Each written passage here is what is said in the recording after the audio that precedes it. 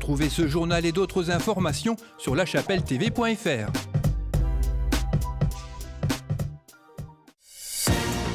Bonjour et bienvenue dans l'édition du 16 mars de La Chapelle Info.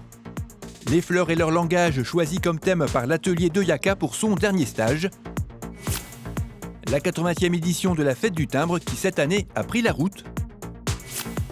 De Marie-Antoinette à Joséphine de Beauharnais, un récital pour flûte et harpe à l'espace Mandela.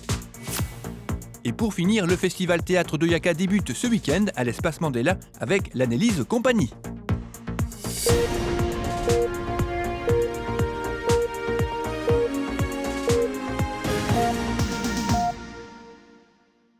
Passion, désir ou tendresse, autant de messages que nous renvoient les fleurs au travers de leur langage. Un thème choisi par l'atelier de Yaka pour le stage de pastel qu'il vient d'organiser. Un stage qui a réuni une petite vingtaine de participants de tous niveaux, répartis en deux groupes. Le choix du modèle était libre et certains de ces travaux seront exposés les 13 et 14 avril prochains lors de l'exposition intitulée Passionnément qui se déroulera à l'espace Mandela. Un autre stage est prévu pour les vacances de Pâques, peinture à l'huile et couteau, avec pour thème cabine de plage sur la côte d'Opale. Il a été le premier objet populaire collectionné dès la moitié du 19e siècle. Le timbre a fêté le week-end dernier la 80e édition des journées qui lui sont consacrées chaque année. 103 villes y ont participé, dont 5 dans le Nord. Créé en 1938 avec comme sujet la philatélie classique, ces journées ont été rebaptisées Fête du Timbre en 2000 avec l'apparition de thèmes comme la bande dessinée, les 4 éléments ou encore la danse. Pour l'édition 2018 et les 4 ans à venir, c'est l'automobile qui a été choisi. Le club philatélique a rassemblé une quinzaine d'exposants au restaurant scolaire avec des collections variées comme la mine, toujours bien représentée. Un bureau temporaire de la Poste était présent avec la possibilité d'acheter des timbres à l'effigie du thème de cette 80e édition. Et pour la Poste, cette fête est un événement incontournable. Cette fête du timbre est importante pour la Poste, évidemment. On a 2 millions, globalement, on a 2 millions de collectionneurs de timbres. C'est le premier loisir de collection en France, donc c'est plutôt pas mal. Un tiers des clients qui achètent des timbres sont aussi des amateurs de jolis timbres. Donc ce sont des statistiques qui sont importantes pour nous.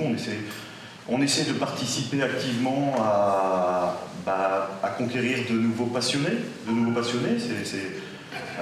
est très concurrencé par les textos, les courriels. Malgré tout, on est toujours très contents tous de recevoir une belle carte postale bien écrite avec un joli timbre et ça nous fait toujours tout autant plaisir. Le président du club philatélique, Francis Kérinx, a remercié les services administratifs et techniques de la commune pour l'aide qu'ils ont apportée dans la tenue de cette exposition. Quant au maire Bernard Coine, il a remercié le club philatélique qui fait partie de l'épine dorsale forte des associations communales, toujours présent pour assurer l'animation sur notre commune. Fondé en 2000 par Emmanuel Haïm, le Concert d'Astrée est un ensemble instrumental et vocal dédié à la musique baroque et aujourd'hui un des fleurons de ce répertoire dans le monde.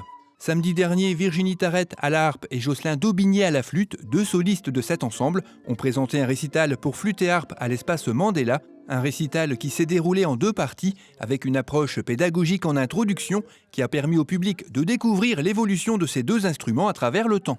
C'est Marie-Antoinette, future reine de France, elle-même harpiste, qui en 1770 incita la cour à suivre son penchant pour cet instrument.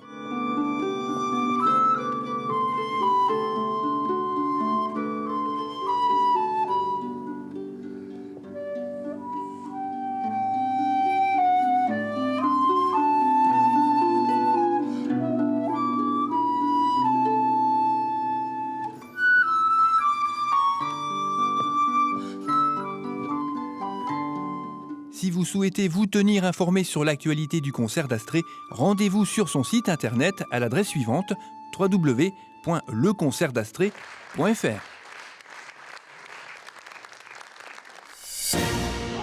Le festival théâtre de Yaka débute ce week-end avec l'Annelise Compagnie qui interprétera Double jeu, une comédie de Béatrice Erstrit et mise en scène par Nelly Chastanet. Jérôme est marié à Lola depuis 20 ans. Il ne supporte plus les tocs ni les troubles hypocondriaques de sa femme. Il décide donc de la quitter et de rejoindre sa maîtresse. Un incident imprévu va bouleverser ses plans. Comment Jérôme va-t-il parvenir à gérer la situation et garder son sang-froid entre les allées et venues d'un collègue envahissant, d'une sœur acariâtre et de son mari insipide? Mais qui est vraiment Lola? Alors écoutez, je vous attends au théâtre et vous saurez qui est Lola. Rendez-vous à l'espace Mandela vendredi et samedi à 20h30, ainsi que dimanche après-midi à 15h.